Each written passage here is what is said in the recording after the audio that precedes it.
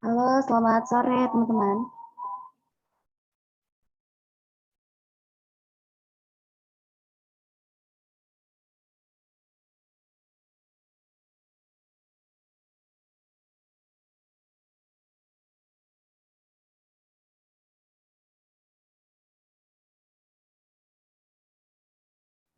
Ya, baik. Assalamualaikum warahmatullahi wabarakatuh. Senang sekali nih teman-teman kita bisa jumpa lagi di Otak Bahasa X Kampung Course, yang dimana ini sebenarnya sudah lama ya kita tunggu-tunggu, apalagi di awal 2022, ini event pertama lagi dari Otak Bahasa X Kampung Course, yang dimana acara ini untuk mengetahui beasiswa-beasiswa luar negeri.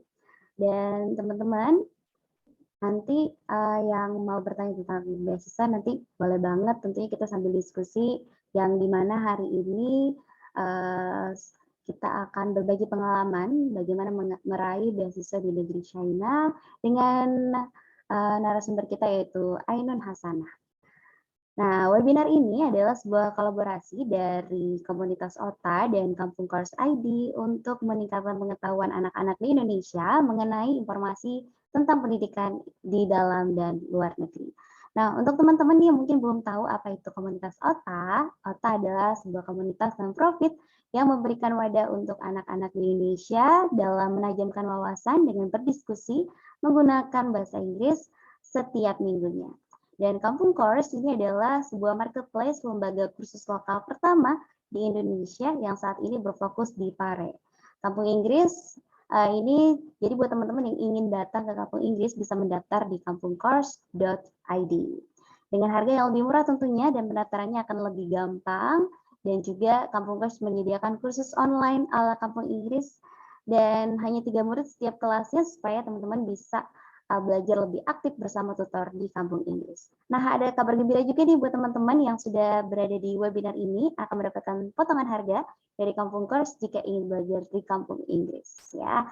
Dan kabar baik lainnya, ketika teman-teman merekomendasikan teman atau kerabatnya untuk belajar di Kampung Inggris melalui Kampung Course juga akan mendapatkan commission fee yang juga lumayan. So, untuk informasi lebih lanjut nanti boleh menghubungi admin Kampung Course atau Kak Indra Wanov ya. Nah, hari ini perkenalkan saya Ain yang akan memandu acara ini dan juga akan memandu bagaimana nanti sharing tentang meraih beasiswa di negeri China. Tapi sebelum itu, aku mau bacain dulu nih teman-teman bagaimana sih CV atau pengalaman dari narasumber kita hari ini. Oke, mungkin aku share screen dulu ya untuk CV dari narasumber kita hari ini, karena luar biasa banget nih. Ainun Hasanah yang dimana sekarang sedang menempuh pendidikan doctoral student in Urban and Rural Planning School of Urban Design dari 2021 sampai sekarang. Kemudian untuk S2-nya atau Master of Engineering in Urban and Rural Planning School of Landscape Architecture dari 2018 sampai 2021 di Northeast Forestry University China. Nah, Kak Ainun ini meraih S1-nya di Universitas Palangkaraya ya, di Indonesia dari 2012 hingga 2017. Untuk awards dan achievement-nya, wow, banyak sekali. Terakhir di 2021 sebagai delegation of Wuhan University for China ASEAN Climate Envoy Youth Training Camp and Remote Sensing and Global Climate Change by Ministry of Ecology and Environment of PRC and China University of Geoscience ya. Dan dari 2021 sampai sekarang sebagai award of Chinese Government Scholarship for Doctoral Degree. Dan untuk S2-nya kemarin dari 2017 sampai 2021 ya sebagai award of Chinese Government Scholarship. Oke, kita sapa dulu kayaknya nih narasumber kita hari ini. Halo Kak Ainun. Oke, boleh di-unmute dulu, Kak. Sorry. Assalamualaikum warahmatullahi wabarakatuh. Waalaikumsalam warahmatullahi wabarakatuh. Gimana kabarnya hari ini? Baik, Alhamdulillah. Ain apa kabar? Baik. Bestie. Iya, kita kebetulan bestie ya. Bestie. Oke, ini lagi cuaca apa sekarang di Wuhan?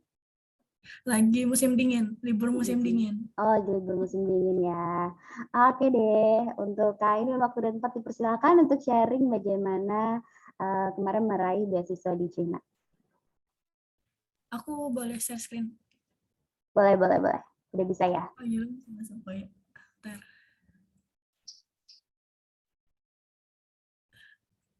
Udah bisa kelihatan? Oke, sudah bisa Kak Ainun. Oke.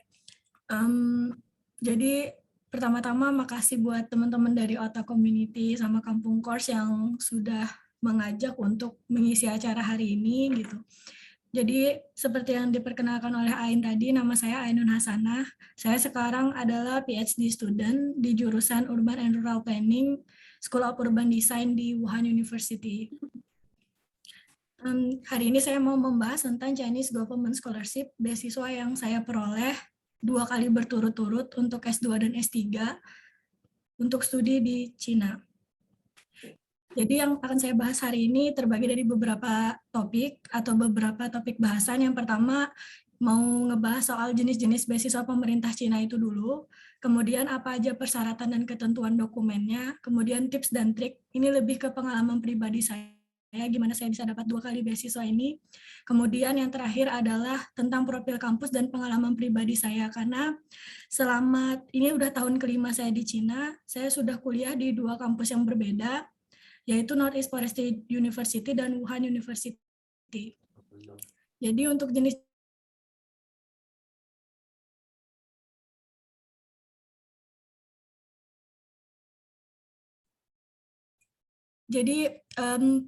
beasiswa pemerintah Cina itu terbagi menjadi 3 kelompok besar, yaitu tipe A, tipe B, dan tipe C. Jadi yang pertama adalah tipe A. Pada tipe A itu biasanya kita daftar melalui Kedutaan Besar China di Republik Indonesia. Jadi teman-teman kalau mau ngecek tentang beasiswa tipe A ini, teman-teman bisa cek di website ini yang saya cantumkan, kemudian ada informasinya di sini. Dan biasanya beasiswa untuk kategori tipe A itu dibuka sampai dengan Februari, pertengahan Februari. Jadi udah mau tutup ini di bulan ini. Kemudian ada agency number-nya biasanya 3602 untuk embassy China yang ada di Indonesia. Kemudian yang tipe B itu adalah pendaftaran beasiswa China, pemerintah China melalui kampus yang ada di China. Ini dua-duanya tipe A dan tipe B itu biasanya full scholarship. Jadi untuk S1, S2, S3 semuanya bisa tersedia. Tapi untuk tipe B karena dia mendaftar melalui kampus, biasanya ini dilihat di website official masing-masing kampus yang kita tuju. Jadi kita ngelihat agency number dan persyaratan itu biasanya juga dari kampus yang kita tuju. Dan untuk tipe B, biasanya deadline-nya lebih lambat dibanding tipe A, yaitu akhir Maret atau sampai pertengahan bulan April. Kalau tipe C itu biasanya beasiswa kategori khusus, tapi kalau scholarship hunter yang ke Cina biasanya ngejarnya tipe A atau tipe B. Jadi mungkin saya akan banyak ngebahas yang tipe A, tipe B. Dan kebetulan saya 2 kali dapat beasiswa pemerintah Cina, itu semuanya tipe B. Jadi dari pihak kampus daftarnya. Kemudian ada lagi beasiswa jenis lain yaitu student exchange. Jadi kalau student exchange itu biasanya kayak short course belajar bahasa atau untuk belajar untuk kebudayaan China gitu. Biasanya 12 bulan atau 1 semester. Ada juga beasiswa hubungan antara China dan institusi internasional. Kalau kita negara-negara ASEAN biasanya disebut AUN. Jadi yang saya tandai di sini teman-teman bisa cek nanti di websitenya juga. Jadi kalau misalnya kita daftar beasiswa yang untuk AUN, itu biasanya saingannya teman-teman dari negara ASEAN gitu. Dan biasanya untuk S2 dan S3. Gitu. Jadi itu beberapa jenis beasiswa. Kemudian sebentar. Nah, jadi teman-teman kalau misalnya mau lihat info official terkait dengan Chinese Government Scholarship bisa buka di website ini. Jadi di website ini teman-teman nggak cuman bisa tahu informasi tentang Chinese Government Scholarship, tetapi juga ada info tentang Local Government Scholarship.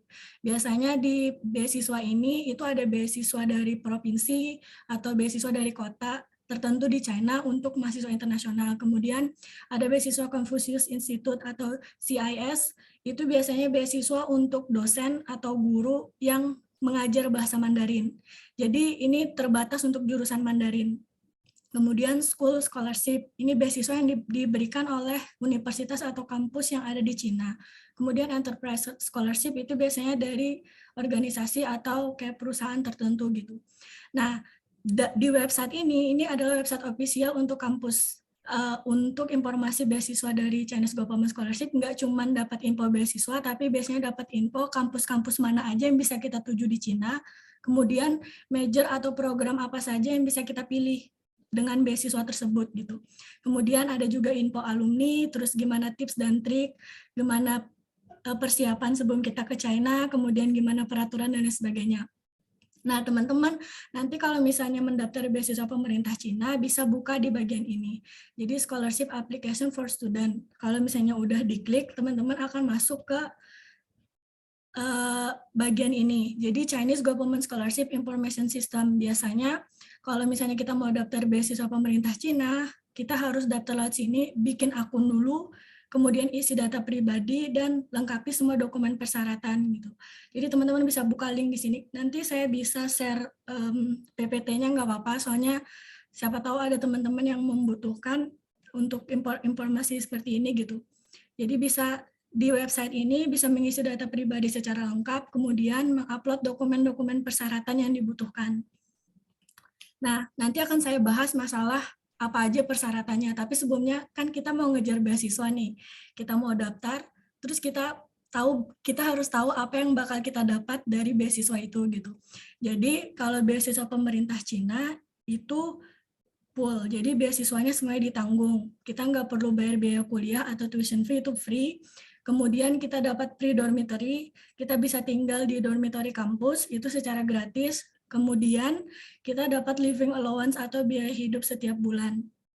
Jadi kalau misalnya S1 itu 2.500, kemudian S2 3.000, kemudian S3 3.500 per bulan. Ini tergantung kursnya. Biasanya kalau di Indo, kalau misalnya master itu bisa sampai 6 juta lebih ya, tergantung kurs di Indo. Kemudian kita juga digratiskan untuk biaya asuransi kesehatan, jadi 800 yuan per tahun biasanya per orang. Kemudian untuk persyaratan dokumen, sebenarnya kalau persyaratan teman-teman bisa cek di website tadi, tapi saya akan jelaskan secara singkat gitu, apa aja persyaratannya. Jadi karena beasiswa pemerintah Cina ini adalah beasiswa yang diberikan kepada orang asing, jadi tentunya kita harus merupakan orang yang berkewarganegaraan selain PRC. Dibuktikan dari paspor, jadi harus punya paspor waktu kita apply. Kemudian harus sehat secara mental dan fisik. Jadi nanti kita akan mencantumkan berkas yang menunjukkan kesehatan kita gitu. Kemudian kalau misalnya kita mau daftar S1 itu harus di bawah 25 tahun. Kemudian kalau kita daftar S2 itu 35 tahun dan S3 itu 40 tahun. Kemudian ini adalah update terbaru kan, karena peraturan terbaru biasanya kalau tahun 2017 saya apply tanpa menggunakan HSK. Tapi sekarang pemerintah Cina udah mengganti ketentuannya untuk mengapply beasiswa China itu harus lulus HSK, terutama yang Chinese. Jadi untuk yang bahasa pengantar jurusannya itu bahasa Mandarin harus menyediakan HSK dulu. Gitu. Jadi kalau misalnya S2, S3 itu HSK 4 minimal.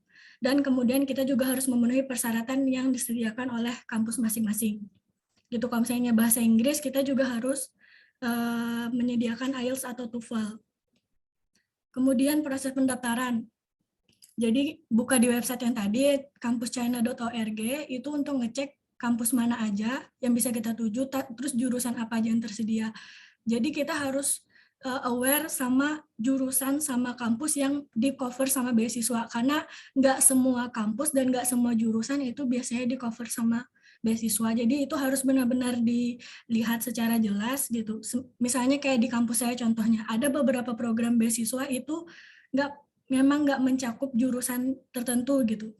Jadi jangan sampai kita apply ke kampus yang nggak tercantum dalam list beasiswa, penerima program beasiswa. Kemudian kita kalau bisa dapat admission dokumen, jadi kayak pre-admission atau kita udah dapat pembimbing lah bahasanya. Kemudian dapat rekomendasi dari agensi, misalnya kalau kita dari embassy atau tipe A, itu biasanya rekomendasinya keluar dari Kedutaan Besar China yang ada di Indonesia. Nanti list itu akan dikirim ke CSC, nanti CSC yang akan menilai apakah kita layak diterima atau enggak. Nanti CSC yang akan mengumumkan hasil finalnya kayak gitu. Kemudian CSC akan memberikan informasi terkait hasil admission tersebut. Jadi kalau misalnya kita daftar beasiswa pemerintah China, diharapkan kita harus menggunakan email yang aktif karena biasanya mereka akan menghubungi via email sebelum kita benar-benar final diterima. Jadi misalnya mereka akan ngirim email, apakah Anda bersedia untuk datang ke China jika begini, atau pada masa begini Anda bisa datang ke China atau tidak gitu. Kalau misalnya kita tidak memberi jawaban, mereka akan menganggap kita gugur atau tidak lanjut untuk beasiswanya kayak gitu. Kemudian dokumen pendaftaran. Ada banyak dokumen pendaftaran yang dibutuhkan kalau mendaftar beasiswa pemerintah Cina. Salah satunya application form, ini yang diisi secara online di sistem online yang saya tampilkan pada PPT awal tadi. Kemudian yang kedua adalah paspor. Jadi harus punya paspor sebelum apply beasiswa. Kemudian yang ketiga adalah ijazah. Kalaupun kita belum punya ijazah, itu bisa pakai surat keterangan lulus atau the certificate of expected graduation. Jadi saya 2 kali apply beasiswa di China, semuanya pakai surat keterangan lulus. Karena dulu waktu saya S1 2017 saya belum punya ijazah, tapi saya sudah sidang akhir, jadi saya minta surat keterangan lulus untuk apply beasiswa di China. Kemudian pas saya apply lagi S3, saya waktu itu belum ujian, terus akhirnya saya minta surat ini expected graduation ini untuk apply beasiswa lagi. Itu jadi mereka menerima meskipun kita belum lulus. Asal ada surat keterangan kapan kira-kira kita lulus gitu, setahun, 1 semester lah maksimal. Kemudian yang keempat adalah academic transcript, memang harus ditranslate ke bahasa Mandarin atau ke bahasa Inggris. Kemudian sertifikat bahasa. Nah, kalau misalnya yang Chinese Talk Program, itu biasanya HSK yang valid, yaitu HSK yang dalam 2 tahun terakhir gitu masa berlakunya. Kemudian kalau misalnya bahasa Inggris, bahasa pengantarnya itu IELTS atau TOEFL. Kemudian yang keenam, admission document, itu pre-admission letter atau surat yang kita peroleh setelah kita dapat calon pembimbing di kampus tujuan. Tapi kalau yang admission document ini itu opsional, karena ada beberapa kampus yang menerima kita tanpa harus mendapatkan dosen pembimbing terlebih dahulu. Biasanya ada juga kampus yang kayak mengizinkan, oke, masuk aja dulu, terus nanti mereka akan bantu mencarikan dosen pembimbing. Jadi itu tergantung kampus yang kita tuju atau kampus masing-masing gitu. Kemudian study plan atau research plan. Ini terutama apalagi kalau misalnya kita mau masuk S2 atau S3, ini sangat penting dan masih masuk dalam pertimbangan mereka juga tentang rencana atau apa yang bakal kita teliti setelah kita diterima di sana, meskipun setelah kita masuk bakal ada kemungkinan untuk berubah tergantung dengan dosen pembimbing nantinya, tapi ini adalah salah satu syarat yang wajib. Kemudian yang ke-8 adalah surat rekomendasi. Jadi kalau misalnya kita mau apply beasiswa China, itu biasanya mereka akan ngelihat profesor atau associate profesor yang merekomendasi kita.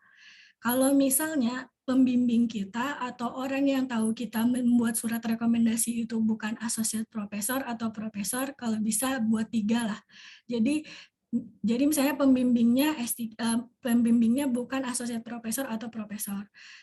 Buat aja dulu karena beliau yang mengenal kita. Kemudian cari lagi dosen lain atau guru-guru lain yang punya gelar profesor atau associate profesor untuk mendukung itu kayak gitu. Karena mereka juga cukup concern melihat ini untuk surat rekomendasi. Kemudian pada jurusan tertentu bakal ada requirement tambahan. Misalnya kayak kalau kita jurusan seni dan lain sebagainya, mereka juga ada beberapa kampus yang minta apa sih hasil kerja kita kayak gitu. Kemudian kalau misalnya baru lulus SMA, mau lanjut S1 di China dan di bawah 18 tahun, itu biasanya diminta surat atau legal dokumen, legal guardian. Jadi yang wali di Cina itu siapa gitu, yang bertanggung jawab terhadap kita ketika kita di bawah 18 tahun usianya. Kemudian Yang ke-11 adalah Foreigner Physical Examination. Ini adalah berkas yang harus kita penuhi berkaitan dengan urusan kesehatan. Jadi kita bawa form yang dikasih sama pemerintah China untuk daftar, kita bawa ke rumah sakit, kemudian kita tes kesehatan. Nanti mereka cuma menerima form itu. Jadi nanti dicap sama rumah sakit yang ngetes kita kayak gitu. Nanti setelah kita datang ke Cina, kalau sudah diterima, kita wajib tes lagi. Jadi tes kesehatan ini sangat concern mereka karena mereka mau mentes berkali-kali kayak gitu untuk melihat ini. Kemudian yang ke-12 adalah Certificate of Non-Criminal Record atau surat berkelakuan baik dari kepolisian. Itu juga penting. Kemudian, nah teman-teman mungkin kalau misalnya nanti mau ngelihat lebih lanjut atau mau info lebih lanjut bisa dilihat di contact information ini.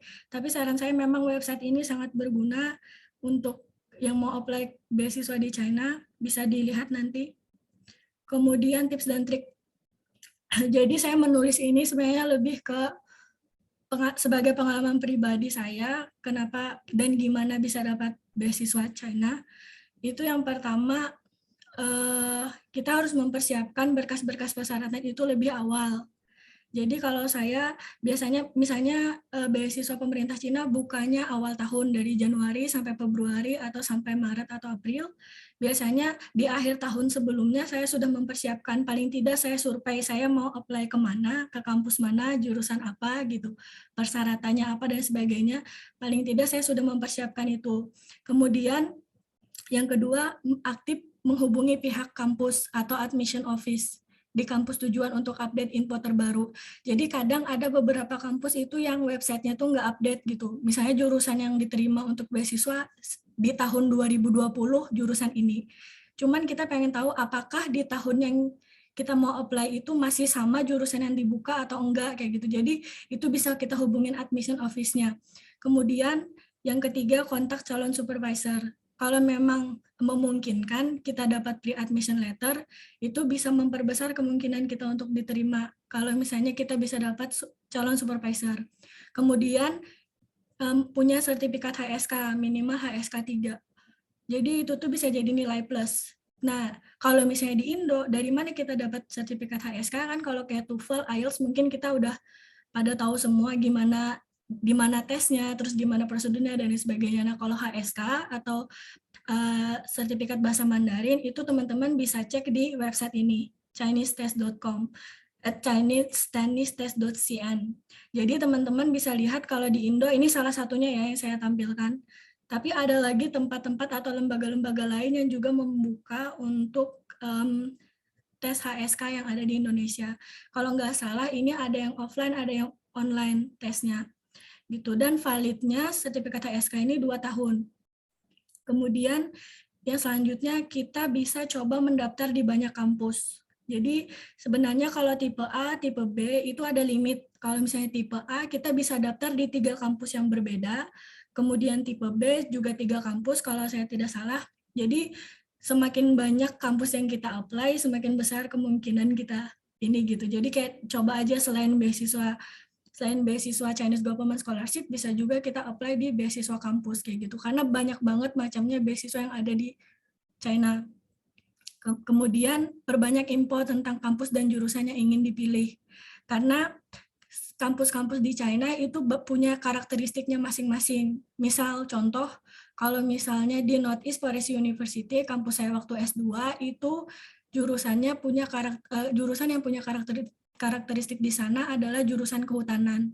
Jadi mayoritas mahasiswa internasional yang masuk di sana adalah mahasiswa internasional jurusan kehutanan. Meskipun ada juga yang jurusan lain, tapi lebih sedikit kayak gitu. Jadi teman-teman bisa lihat kampus itu sebenarnya ngebuka buat mahasiswa internasional jurusan apa aja, itu bisa jadi pertimbangan.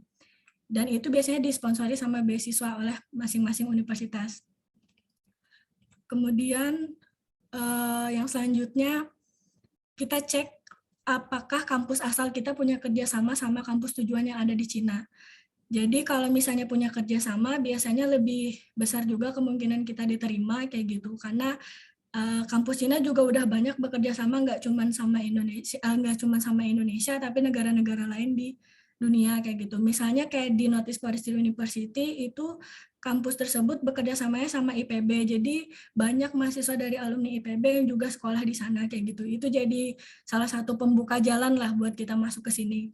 Kemudian yang selanjutnya adalah kita harus memastikan semua dokumen yang kita upload ke sistem online itu tuh jelas dan bisa dibaca sama tim penilai. Karena jangan sampai berkas-berkas itu nggak jelas dibaca terus jadi bikin kita gugur kayak gitu, nggak bisa lanjut diterima beasiswa. Jadi harus dicek benar-benar semua berkas yang diupload, jangan sampai ada yang salah dan lain sebagainya. Kemudian kita harus aktif ikut lomba atau kegiatan ekskul, organisasi, publikasi, conference, dan lain sebagainya. Itu bisa jadi nilai plus. Jadi sebelum kita masuk ke sesi pendaftaran beasiswa Mandarin atau beasiswa di China, itu biasanya mereka juga melihat ini, melihat track record kita sebelumnya, terutama publikasi dan conference, karena China sekarang sangat concern urusan publikasi dan conference. Jadi kalaupun kita udah keterima, publikasi itu juga jadi syarat wajib nanti. Jadi kalau bisa teman-teman ada publikasi, terus ikut conference internasional dan sebagainya, itu jadi nilai plus. Oleh sebab itu nanti pas apply itu bisa upload dokumen-dokumen tambahan yang isinya sertifikat, award, aplikasi. Sebenarnya dokumen tambahan itu opsional. Tapi kalau misalnya kita bisa mencantumkan sertifikat, penghargaan, dan sebagainya, itu bisa juga jadi nilai tambah. Kemudian yang selanjutnya kita harus aktif ikut webinar yang diadakan oleh kampus-kampus di Cina terkait beasiswa. Karena biasanya mereka kalau misalnya mau buka pendaftaran beasiswa CGS, misalnya awal-awal tahun mereka aktif itu melakukan promosi kampus, kemudian promosi beasiswa dan lain sebagainya. Jadi teman-teman bisa cek di website kampus yang dituju, atau misalnya teman-teman punya WeChat, bisa dilihat di WeChat official account-nya kampus masing-masing. Kemudian yang terakhir bisa follow sosial media yang informatif, misalnya kayak PPIT. Kalau di China itu PPIT sebutannya, karena Perhimpunan Pelajar Indonesia Tiongkok yang ada di China itu banyak biasanya memposting tentang informasi terkait beasiswa dan sebagainya kayak gitu. Kemudian bisa juga follow Kedutaan Besar China di Indo sama KBRI Beijing. Kemudian sekarang masuk ke profil kampus dan pengalaman pribadi. Jadi ini peta China. Di tahun 2017, pertama kali saya menginjakan kaki di Cina, itu saya datangnya ke Harbin.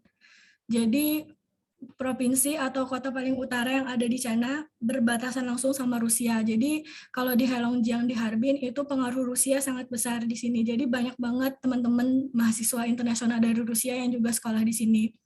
Kemudian saya di sini selama 4 tahun dari tahun 2017 sampai 2021 untuk studi bahasa Mandarin 1 tahun, kemudian 3 tahun belajar studi master karena di sana engineering itu 3 tahun. Kemudian saya di tahun 2021, tepatnya bulan September, saya baru pindah ke Wuhan. Jadi sebenarnya saya pendatang baru di Wuhan sampai sekarang kayak gitu. Jadi kalau dari Harbin ke Wuhan itu kalau misalnya kita naik pesawat 5 jam, 4 sampai 5 jam penerbangan dari utara ke China bagian tengah kayak gitu. Kemudian kalau misalnya saya boleh bahas sedikit tentang kampus saya yang waktu S2 itu namanya Northeast Forestry University. Kalau memang teman-teman ada yang tertarik bisa buka di website ini. Informasi tentang kampus bisa buka di sini. Jadi kampus ini sebenarnya salah satu kampus yang bagus di kawasan Timur Laut. Di China Timur Laut gitu. Tepatnya di kota Harbin. Nah, kota Harbin atau China bagian utara itu bahasa Mandarinnya bagus dan paling standar. Jadi kalau kita bahasa Mandarinnya itu nggak ada campuran logat lokalnya itu. Jadi kayak kalau misalnya kita ngomong sama mereka itu lebih ke kayak kita dengar berita Mandarin di Indo gitu loh, yang kayak di Metro TV dan sebagainya, itu mereka sangat standar ngomongnya. Jadi nggak ada kecampur bahasa lokal. Jadi kalau misalnya teman-teman tertarik belajar bahasa Mandarin di Timur Laut itu bagus. Atau di China bagian utara itu bagus. Cocok untuk belajar bahasa Mandarin.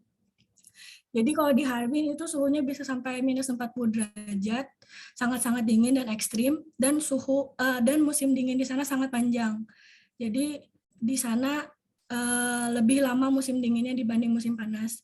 Kemudian NEFU itu salah satu proyek double first class university di China dan dia memang karakteristik dan kekuatannya itu jurusan forestry dan forestry engineering.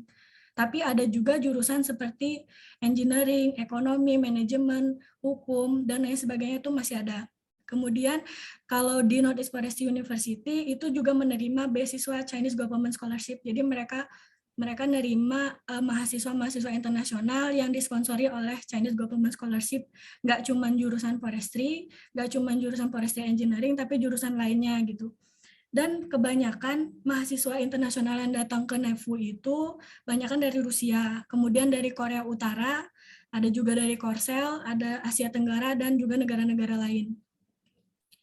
Kemudian ini ada beberapa foto yang saya ambil waktu saya masih sekolah di sana. Jadi ini salah satu kondisi perpustakaan, kemudian ada tempat olahraga, taman kampus, kemudian ini suasana pas lagi musim salju, kemudian yang ini kantin. Jadi kalau teman-teman mau melihat salju, kalau di Harbin pasti ada salju. Jadi salju pertama saya seumur hidup juga ada di Harbin, kayak gitu. Tapi kalau misalnya di Wuhan, seperti sekarang, di Wuhan itu meskipun musim dingin, salju belum tentu ada. Jadi kalau misalnya turun salju di Wuhan itu langsung mencair kayak gitu, nggak kayak di Harbin saljunya bisa sampai sangat tebal sekali kayak gitu. Kemudian mau ngebahas Wuhan. Jadi saya sebagai pendatang baru di Wuhan baru 6 bulan kayak gitu. Banyak banget tempat yang bisa kita kunjungi selain kita belajar sebagai mahasiswa di Wuhan. Jadi karena Wuhan itu kota yang sangat besar, salah satu kota besar di China. Jadi di China itu ada sekitar 9 central city. Maksudnya kota pusat aktivitas, pusat ekonomi, pokoknya pusat dari segala kegiatan masyarakat di China itu Wuhan salah satunya. Nah, dia kebetulan juga posisinya ada di China bagian tengah. Jadi kita mau kemanapun, di daerah manapun di China itu bisa dari Wuhan. Jadi akses ke segala tempat itu sangat mudah kalau dari Wuhan. Nah, Wuhan itu terbagi jadi 3 kawasan, yaitu Hankou, Wuchang, sama Hayang. Jadi 3 lokasi ini tuh bagian dari Wuhan. Nah, kalau kampus-kampus di China, kampus-kampus di Wuhan itu paling banyak tuh di Wuchang. Dan Wuhan itu sekaligus sebagai tempat di mana paling banyak mahasiswa, karena banyak banget kampus yang ada di Wuhan. Nggak cuma Wuhan University, teman-teman juga bisa lihat kampus-kampus lain yang ada di Wuhan, misalnya kayak Central China Normal University dan lain sebagainya, itu juga salah satu kampus yang ada di Wuhan. Kemudian Wuhan ini jadi tempat yang dilewati oleh salah satu sungai paling besar di China, yaitu Sungai Yangtze. Kalau bahasa Mandarin disebut Yangjiang. Jadi kalau misalnya kita main-main atau jalan-jalan ke tepi Sungai Yangtze, kita bisa lihat banyak banget kapal-kapal barang yang masuk melewati Wuhan, itu kayak pusat tempat mendistribusikan barang dan lain sebagainya yang masuk ke China itu lewatnya di Wuhan. Kemudian dia punya danau terbesar kedua di China itu ada di Wuhan juga. Dan Wuhan itu hampir punya semua ya, bukit punya, danau punya, sungai punya. Jadi banyak, dan di Wuhan kita bisa lihat sakura. Jadi di Wuhan ada cherry blossom. Ini adalah salah satunya foto cherry blossom yang ada di kampus saya. Ini orang-orang lagi pada nungguin, biasanya cherry blossom itu bakal mekar waktu musim semi. Jadi setelah musim dingin nanti masuk musim semi baru ada sakura kayak gitu. Jadi sama di sini juga punya 4 musim. Jadi teman-teman kalau misalnya main ke Wuhan nggak cuman kuliah gitu, bisa jalan-jalan ke banyak tempat di sini. Jadi beberapa tempat ini adalah salah satu tempat yang wajib dikunjungi kalau kita ke Wuhan. Nah, kalau misalnya spesifik ngomong masalah Wuhan University, saya ngasih lihat peta ini adalah peta kampus kami, Wuhan University. Jadi kampus Wuhan University itu berbatasan langsung sama danau yang terbesar tadi. Jadi begitu kita keluar gerbang, itu udah langsung danau. Jadi sangat dingin, kalau misalnya musim dingin itu dingin banget, karena kalau misalnya musim dingin, ada permukaan air kayak danau, kayak gitu. Itu tuh menambah lebih dingin lebih dingin suhunya kayak gitu. Kemudian di kawasan Wuhan University juga ada bukit, jadi namanya Bukit Loja. Jadi teman-teman kalau misalnya kuliah di Wuhan, kalau misalnya mau naik gunung nggak harus kemana-mana, di dalam kampus sudah bisa naik gunung kayak gitu. Dan Wuhan University itu jadi salah satu kampus yang masuk dalam jajaran top 10 kampus terbaik di China. Bahkan di tahun ini kalau nggak salah udah masuk top 5. Dan ini adalah kampus paling tua di China. Jadi umurnya sudah 128 tahun atau didirikan tahun 1893 dan jadi kampus paling cantik di China. Jadi kalau misalnya orang main ke Wuhan sebelum COVID, katanya Wuhan University itu jadi salah satu destinasi wisata orang-orang yang datang ke Wuhan. Gitu. Dan Wuhan University itu multidisiplin ya. Enggak, kalau misalnya di Notice Forestry University tadi, teman-teman bisa lihat itu yang jadi karakteristiknya forestry atau forestry engineering. Nah, kalau di Wuhan University itu dia sifatnya sangat-sangat multidisiplin. Jadi jurusannya tuh jauh lebih bervariasi. Jadi S1, S2, S3 sampai postdoktoral itu semuanya ada. Jadi kalau misalnya teman-teman mau apply bisa dilihat list kampusnya, program beasiswa apa aja yang tersedia untuk jurusan yang kita ini, teman-teman bisa cek di kampus atau di website kampus ini yang saya cantumkan. Nah, sekarang tercatat ada 3.000 mahasiswa aktif yang internasional ya, yang tercatat sebagai mahasiswa di Wuhan University. Tapi karena COVID, cuman ada 1.000 yang tersisa di kampus, yang tersisa di Wuhan. Jadi cuma ada sekitar 1.000 dari belajar bahasa sampai S3.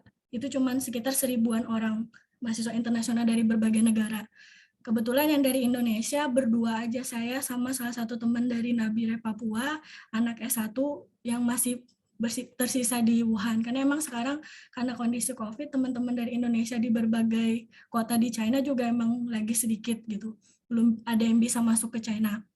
Nah, Wuhan University juga bekerja sama banyak kampus di berbagai universitas di luar negeri, kemudian juga menerima mahasiswa yang disponsori oleh CGS, jadi teman-teman welcome bisa apply atau mendaftar di kampus ini. Kayak gitu, atau misalnya mau tanya-tanya langsung juga boleh. Kemudian ini adalah beberapa foto selama saya 6 bulan di Wuhan. Jadi foto ini waktu saya ikut opening ceremony mahasiswa baru. Ini sama beberapa mahasiswa internasional yang baru juga di kampus. Kemudian ini acara opening party buat mahasiswa internasional. Jadi ya sekitar segini aja lah mahasiswa yang ada, masih tersisa, sepi kampusnya sekarang. Kemudian yang ini adalah mahasiswa Indonesia yang masih tersisa di Wuhan. 1, 2, 3, 4, 5, kayaknya nggak sampai 10 orang dari berbagai kampus yang ada di Wuhan, karena pada pulang kan, pada dijemput waktu itu. Kemudian ini teman-teman satu pembimbing, Chinese semua. Kebetulan tahun ini saya jadi satu-satunya mahasiswa internasional yang masuk di jurusan itu. Kemudian yang ini sama teman-teman dari negara-negara ASEAN, kegiatan China ASEAN Conference kayak gitu. Kemudian ini adalah kampus ruang kelas untuk S3. Jadi saya kebetulan selama kuliah, nggak cuma di NEFU, nggak cuma di Wuhan, itu saya selalu datang, kalau misalnya kelas selalu datang paling duluan. Jadi belum ada teman-teman, nih paling ini yang datang setelah saya ini teman datang. Jadi masih sepi kayak gitu kampusnya. Jadi suasananya begini. Kemudian yang ini, karena Wuhan University itu luas banget, kalau jalan kaki itu nggak sanggup ya, karena jarak tempuhnya 2-3 kilo kayak gitu, minimal 1 kilo lah. Jadi biasanya motor begini yang digunakan untuk bepergian di dalam kampus aja. Jadi kayak pakai motor listrik. Terus ini ada suasana di kantin. Karena Wuhan University itu luas, jadi kantinnya juga banyak. Dan kebetulan ini foto kantin yang sangat dekat sama asrama saya. Dan teman-teman yang khawatir yang Muslim, di semua kampus di China itu pasti ada kantin yang halal. Jadi makanan terjamin. Kemudian yang ini salah satu makanan khas dari Wuhan, namanya regan mian. Ini kayak mie terus dicampur sama kayak saus kayak gitulah pokoknya. Jadi ini beberapa foto yang menurut saya punya kesan selama saya 6 bulan di Wuhan kayak gitu. Jadi itu mungkin yang bisa saya sharing. Kalau misalnya punya pertanyaan lebih lanjut bisa ditanyakan. Terima kasih. Sama-sama Kak Yun, wow luar biasa sekali, lengkap banget semua informasinya.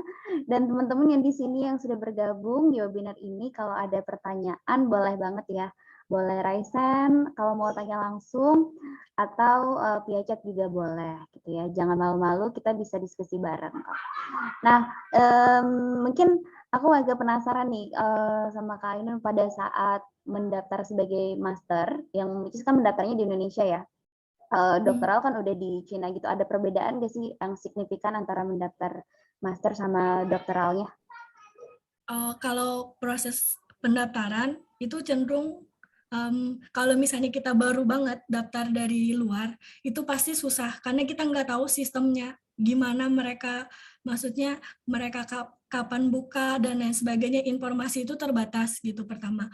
Kemudian kita nggak tahu berkas-berkas yang dibutuhkan itu sedetail apa kayak gitu. Nah, jadi saya merasa ketika saya apply S2 dan apply S3, pas S3 itu lebih ke nyari kampus mana, karena sistem sebenarnya sudah saya pahami kayak gitu. Jadi saya sudah lebih mudah memahami, oh kayaknya mungkin saya akan berganti tempat, berpindah tempat, tapi ke kampus mana itu yang saya lebih banyak survei. Paling lebih sedikit update-update kayak gimana yang berubah dari yang sebelumnya gitu. Tapi terus terang, kalau misalnya mulai dari nol, apply dari Indonesia itu agak kesulitan karena belum tahu apa-apa, apalagi terbatas bahasa juga kan. Waktu sebelum saya masuk ke Cina, saya sama sekali belum pernah belajar bahasa Mandarin, belum tahu Mandarin. Jadi biasanya kalau misalnya apply, bahasanya kan bahasa Mandarin, bahasa Inggris gitu. Jadi kayak ada kesulitan di bagian itu gitu. Tapi setelah sudah bisa masuk, itu kayak langsung lebih mudah. Dan kebetulan karena COVID sebenarnya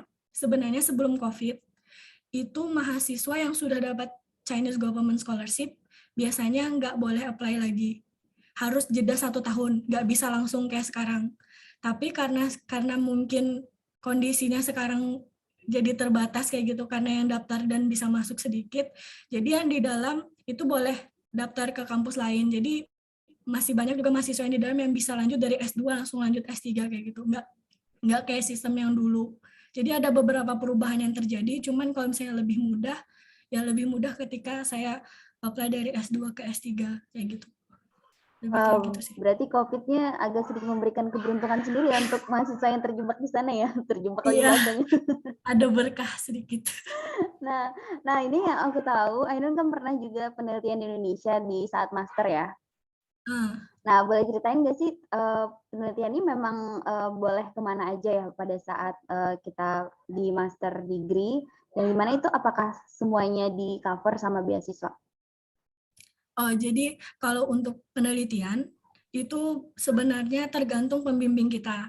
Jadi kalau dulu saya di Nevu itu di cover sama beasiswa. Jadi biaya perjalanan waktu penelitian di Indonesia itu di cover sama beasiswa. Tapi sekarang kalau di kampus saya yang sekarang itu enggak termasuk. Jadi kita berada di bawah naungan proyek dosen kita. Jadi dosen kita punya proyek apa ya kita ikut itu gitu. Kalau misalnya kita bisa memilih, ya kita bebas aja milih mau misalnya di Indonesia atau di China. Tapi itu tergantung persetujuan sama pembimbing kita sendiri-sendiri kayak gitu. Jadi saya merasa ada perbedaan di situ ketika saya S2 penelitian di Indonesia karena dosen saya menganggap itu akan lebih mudah buat saya kayak gitu. Tapi setelah S3 saya berpikir lagi ini tergantung pembimbing karena kayaknya kalau misalnya berada di bawah naungan pembimbing itu untuk proyek, publikasi, dan lain sebagainya itu kayaknya bisa lebih mudah kayak gitu. Karena kalau di China, saking pentingnya publikasi kan publikasi kita juga perlu dana kayak gitu. Biasanya dosen-dosen itu akan bantu mengcover, setahu saya ya. Kayak gitu. Jadi ya itu sih jadi pertimbangan juga. Tapi sebenarnya bisa asal kita mengkomunikasikan sama pembimbing kita. Kalau misalnya sekarang teman-teman banyak tuh yang terjebak di Indo nggak bisa balik ke China. Itu rata-rata penelitiannya ya di Indo. Karena nggak ada cara lagi kayak gitu buat balik ke China. Karena setahu saya sekarang tahun lalu ya 2021 itu yang boleh masuk ke China mahasiswa internasional itu cuman dari Korea Selatan. Jadi di kampus sekarang justru banyak mahasiswa dari Korea Selatan yang Indo satupun belum ada bisa balik kayak gitu. Jadi ya bisa jadi pertimbangan buat teman-teman yang mau apply beasiswa China, mau apply sekolah online dulu atau depending dulu bebas kayak gitu. Tapi banyak kok mahasiswa baru juga yang ada di Indo sekarang gitu. Oke deh. Ya, iya yang mau tanya Kak Indre, langsung aja. Udah Raisen, silakan. Oh, Mbak Ainun. Ya, Mbak, saya mau nanya, Mbak, untuk lanjut S3 di sana memang harus nyiapin HSK dulu ya? Maaf, tadi saya agak ah, masih belum apa. kalau misalnya jurusan bahasa Inggris, itu IELTS sama TOEFL doang bisa. Tapi kalau di kampus saya, misalnya, kalau saya kan jurusan Chinese Start, jadi harus HSK. Jadi dulu saya sebelum masuk itu HSK 5 udah nyediain sertifikat dulu buat apply. Tapi kalau misalnya bahasa Inggris, bahasa pengantarnya itu bisa IELTS sama TOEFL. Tapi kalau di kampus saya ada persyaratan tambahan dan ada beberapa kampus yang juga sama. Jadi kalau misalnya English Start Program atau bahasa pengantar bahasa Inggris, itu sebelum lulus kuliah, misalnya nih Mas Indre mau apply S3 di Wuhan University. Apply pakai TOEFL sama IELTS. Diterima, kemudian setelah masuk, itu sebelum lulus S3 harus dapat HSK 3. Jadi sertifikat HSK-nya itu harus dimiliki sebelum kita lulus kuliah. Kayak gitu. Jadi kayak karena kita belajar di China, mereka jadi mewajibkan bisa paling nggak bisa bahasa mereka yang basic kayak gitu. Jadi semua mahasiswa internasional itu juga harus belajar bahasa Mandarin jadinya. Jadi teman-teman saya juga yang meskipun kelas jurusannya itu pengantarnya bahasa Inggris, mereka tetap dapat kelas Mandarin dan China Overview selama 1 semester. Jadi belajar bahasa Mandarin juga. Tapi tercover beasiswa juga belajar bahasanya itu gitu. Jadi kayak ya jadi sambil belajar bahasa baru kayak gitu gitu Jadi sih. difasilitasin kampus Mbak Ainun ya untuk belajar bahasanya. Ya, semuanya gratis, jadi kita tinggal masuk kelas aja kayak gitu. Jadi lumayan Ya. ini sih. Tapi kalau S3-nya ada yang apa nggak Mbak Ainun? Maksudnya yang preparatory course dulu 1 tahun kita belajar bahasa. Jadi persyaratannya nggak ada TOEFL, nggak ada IELTS, nggak ada HSK. Soalnya baru kita lanjut S3 gitu. Kalau 2017 itu ada kayak gitu. Jadi 2017 itu Hmm. saya termasuk yang kloter yang itu. Jadi 1 tahun tuh nggak cuman belajar kayak semuanya tuh tersantai lah ibaratnya tahun pertama 2017 sampai awal Hmm. 2018 itu karena semuanya belajar bahasa aja, kelas bahasa full. Setelahnya di tahun kedua baru masuk jurusan. Nah, sekarang sepertinya baru tahun 2021 deh mulai. Baru tahun ini karena kan saya jadi maba kan tahun ini. Itu saya lihat bahasa Mandarin, bahasa Inggris digabung semua sama kelas jurusan. Jadi kita fokus jadi beasiswanya itu nggak ada lagi preparation course itu. Entah saya tanya sama beberapa teman yang di kampus lain juga, mereka sama katanya. Jadi kita masuk kelas Mandarin, kita masuk kelas China Overview, di semester yang sama kita masuk kelas jurusan kayak gitu. Jadi peraturannya ada perubahan kayaknya. Jadi mahasiswa tidak bisa bersantai-santai seperti dahulu lagi. Kayak Oh, gitu. gitu Mbak. Nah, Wah, oke Mbak. Makasih Mbak Ainun. ya sama-sama. Terima kasih ke Indra pertanyaannya. Ya, luar biasa. Ya, teman-teman yang lain yang mau bertanya silakan raise hand juga kalau mau langsung tanya ya. Atau via chat juga boleh. Ini ada Kak Nur Aini. Kalau sudah mempunyai gelar S2 di Indonesia, apakah boleh mendaftar S2 lagi dengan beasiswa CGS nih Kak Ina? Nggak ada yang melarang sih kalau ini, asal usia. Jadi batasan usia aja biasanya yang mereka ini. Kalau misalnya mau S2 2 kali juga nggak apa-apa sih sebenarnya. Kayaknya ini nggak ada menjadi dilarang atau dan lain sebagainya. Jadi boleh kayaknya. Soalnya mereka lebih kalau misalnya kita apply S2 itu usia kita memenuhi apa enggak, lebih ke kayak gitu sih mereka. Gitu. Oke. Jadi bisa. Semoga terjawab ya Kak Nur Aini. Kalau soal lintas jurusan ada pertimbangan nggak nih Kak Aini? Kalau lintas jurusan tergantung kampus. Jadi ada beberapa kampus yang boleh aja, bebas aja kita mau pilih jurusan apapun boleh. Tapi ada juga yang kita harus linear. Jadi itu tergantung kampus, tapi kampus yang begitu lebih sedikit sih. Karena biasanya cenderung kita yang memilih, bebas kita milih mau kayak gimana. Cuman karena COVID lagi, karena COVID, jadi banyak ini ya, problematika jadinya. Karena ada beberapa saya dengar, kan kalau misalnya mahasiswa internasional apply masuk ke China, untuk beasiswa CGS itu karena nggak semua jurusan itu dibuka untuk online course, jadinya banyak mahasiswa yang kayak dibujuk mau nggak pindah ke jurusan yang lain yang buka online course supaya tetap bisa belajar kayak gitu. Jadi ada juga kasus-kasus tertentu yang kayak gitu gitu. Tapi untuk pilihan jurusan biasanya bebas aja kalau mau ganti jurusan dan lain sebagainya. Oke deh. Nah, ada yang mau bertanya lagi ke Sabrina Mawarvina. Halo, Kak Mawar. Silakan. Assalamualaikum Mbak Ainun. Waalaikumsalam. Waalaikumsalam warahmatullahi wabarakatuh. Tadi pemaparannya keren banget ya Mbak. Saya juga pengen ada niatan juga mau belajar lanjutin studi mungkin ke Cina juga. Saya mau nanya berkaitan dengan jurusan. Kalau misalkan di Wuhan University, jurusan untuk education dan social sciences itu kira-kira populer nggak ya Mbak? Atau bagus gitu? Atau khususnya untuk cuma engineering doang? Kalau Wuhan University banyak sih, ada yang kedokteran juga ada. Terus computer science juga ada.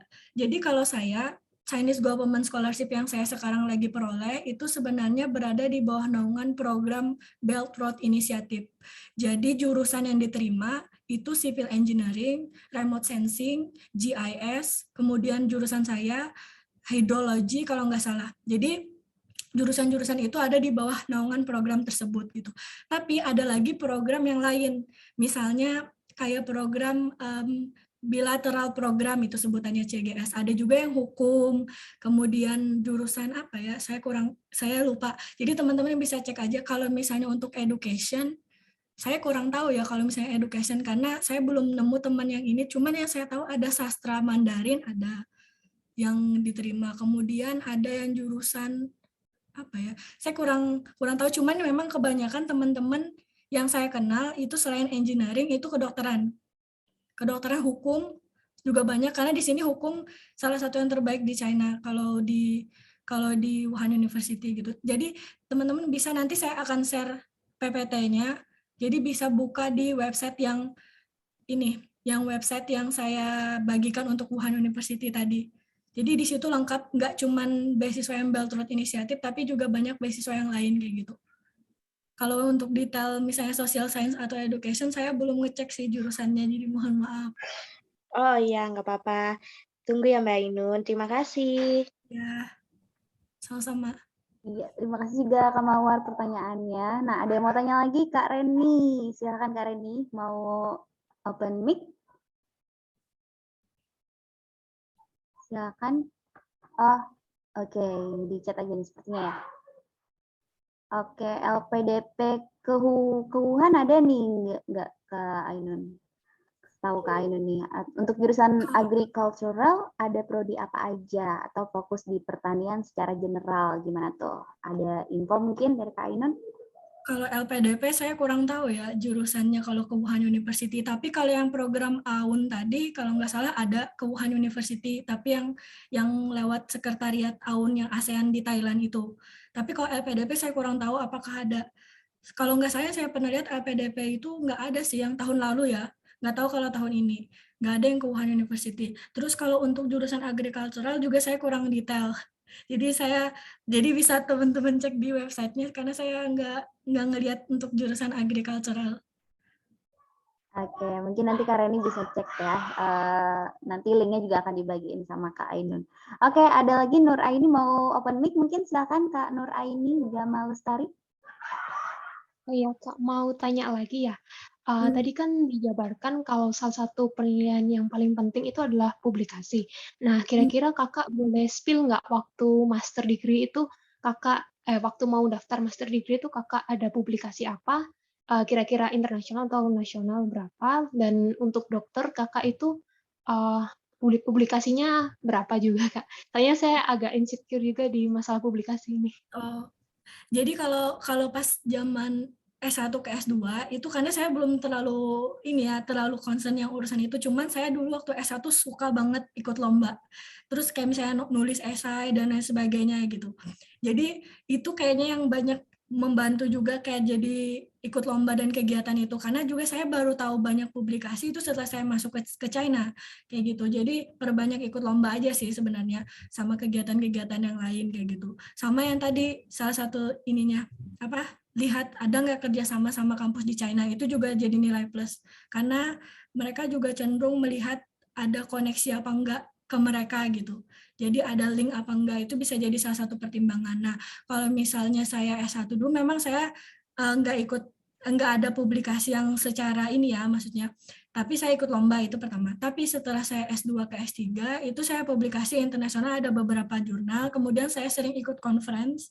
Jadi sering ikut conference internasional sebagai presenter dan lain sebagainya. Kemudian ada sempat publikasi itu di Scopus dan lain sebagainya kayak gitu. Jadi diusahakan itu ada kayak gitu. Jadi bisa jadi pertimbangan karena pas kita masuk ke kampus China juga itu bisa jadi apa ya, karena mereka wajib sih, kayak sekarang kalau misalnya saya di S3 itu syarat publikasi untuk kelulusan itu SCI jurnal, jadi nggak cuma Scopus gitu, mereka mintanya jurnal SCI untuk publikasi sebelum kita lulus sebagai syarat lulus, makanya mereka juga cukup concern ke situ kayak gitu. Jadi tapi kalau misalnya kayak dari S1 ke S2 itu ya perbanyak conference internasional atau ikut lomba dan sebagainya itu juga bisa cukup membantu sih menurut pendapat saya. Cuma kalau S3 yaitu publikasi. Oke, gimana Kak Nuraini? Semoga bisa menjawab ya. Iya Kak, makasih. Iya, sama-sama. Oke, ada lagi mungkin teman-teman di sini yang mau bertanya secara langsung. Sepertinya di sini ada yang juga dari Indonesia terus mahasiswa di China juga. Boleh kita kenalan? Partner. Iya, sepertinya ada partner Kak Ainun juga di sini. Halo. Boleh ya disebut ya, boleh aja ya. Boleh aja kan udah bergabung. Halo Bang Su, apa kabar? Ini di China juga nih, boleh sharing nggak? Boleh sharing lagi gimana gitu ya. Jadi mata-mata. Jadi mata-mata. Sama-sama alumni CGS. Oh, sama-sama alumni CGS juga. Oh ya, kalau Bang Su udah di kampus mana nih? Bang Su di Central South. Aku jadi pembicaranya.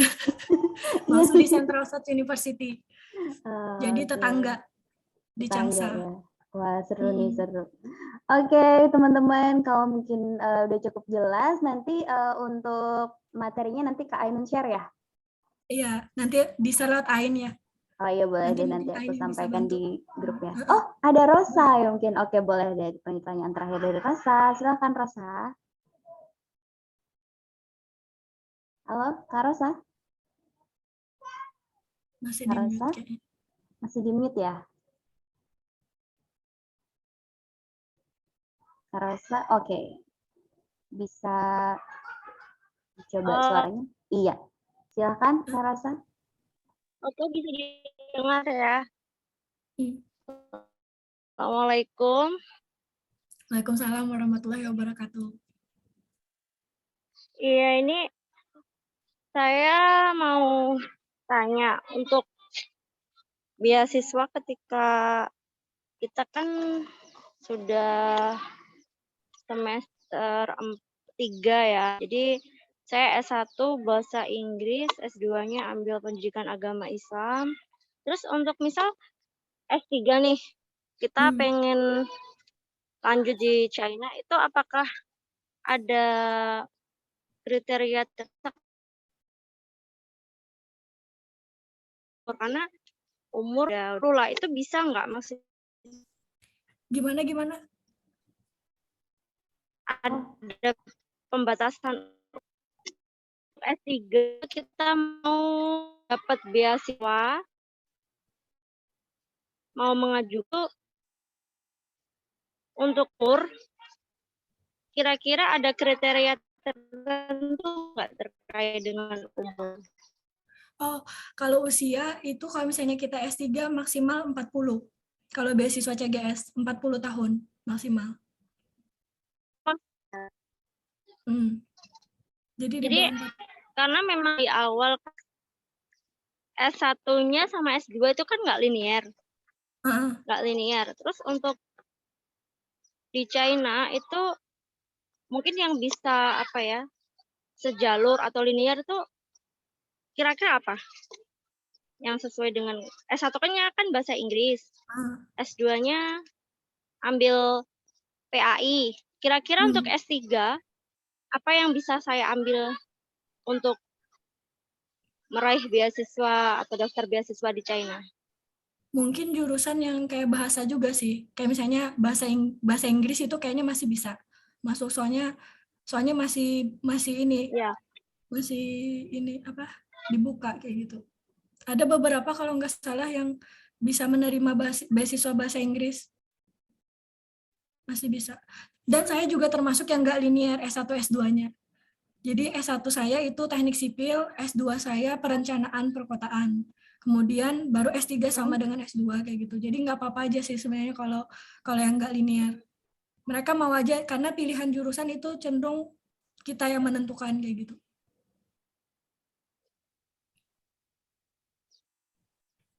Terus untuk ini kakak sudah pernah ke sana sebelumnya atau ini masih baru mulai? Saya udah 5 tahun di sini. Ini tahun kelima sih sebenarnya. Jadi 4 tahun di Harbin. Oh, udah tahun kelima di China. Ya, tahun kelima untuk S3 karena 4 tahun master di sana. Kayak gitu. Jadi masih di sini Kemarin sekarang. ada masalah juga ya. Jadi saya tuh punya murid saya tuh dapat beasiswa di Beijing kayaknya. Di Beijing dapat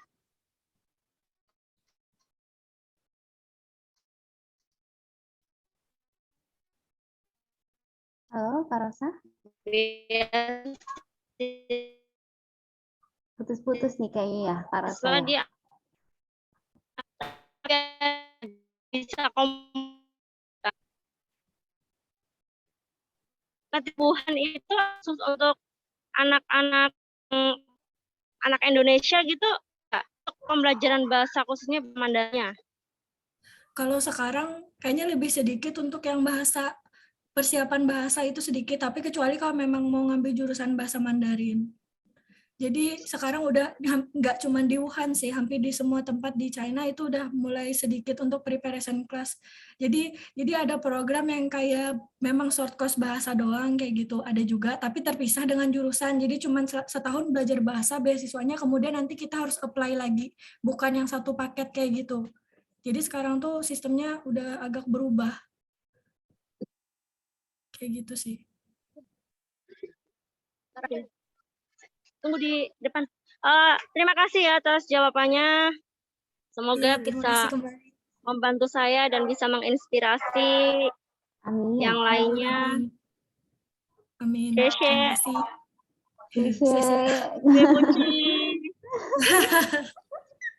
Makasih Kak Rosa. Wah, ada lagi nih teman-teman. See you. Oke, Jajan. Oke, terima kasih Kak Rosa sekali lagi. Luar biasa nih sharingnya sore ini. Ada lagi nih mungkin teman-teman yang mau sharing dan sebagainya atau pertanyaan sebelum kita tutup pada sesi sore ini. Wah, seru banget nih. Ternyata banyak yang penasaran nih dengan CGS tahun ini ya. Ternyata juga ada sistem yang berubah ya. Sangat informatif sekali dari yang udah disampaikan sama Kak Aini juga. Oke, mungkin kalau nggak ada pertanyaan, nanti materinya yang tadi dijanjiin sama Kak Ainun akan coba aku bagiin nanti ya di grup OTA. Sebelum kita tutup, mungkin kita foto bareng, boleh ya teman-teman, boleh di open kameranya mungkin untuk kita foto bareng, walaupun teman-teman udah ada yang let's juga nih, tapi nggak apa-apa, yang tersisa aja. Kita foto bareng dulu ya, tapi kalau yang nggak bersedia open cam nggak apa-apa deh. Oke, Kak Rosa kayaknya bersedia. Ada Bang Sud, kayaknya Bang Sud. Nggak apa-apa deh, nggak dengar suara Bang Sud, yang penting ketemu orangnya di Zoom nih. Yang juga lagi di China ya. Oke, kita coba untuk ambil gambarnya dulu ya. Oke, dalam hitungan 3, 2, 1. Oke, terima kasih teman-teman untuk open cam-nya. Iya, semoga sehat selalu teman-teman yang sudah hadir pada webinar kali ini. Semoga dalam waktu dekat akan diadakan lagi webinar OTA Bahasa dan juga Kampung Course ya, yang dimana akan membahas beasiswa luar negeri. Ainun Hasanah, terima kasih banyak sudah meluangkan waktunya. Dan teman-teman Mas Indra, makasih. Sangat luar biasa sekali materinya hari ini. Semoga diberkahi selalu dan juga yang berniat untuk apply di CGS semoga diterima juga ya. Dan akhir kata, wassalamualaikum warahmatullahi wabarakatuh. Mohon maaf kalau ada terdapat kesalahan. Dadah semuanya. kasih.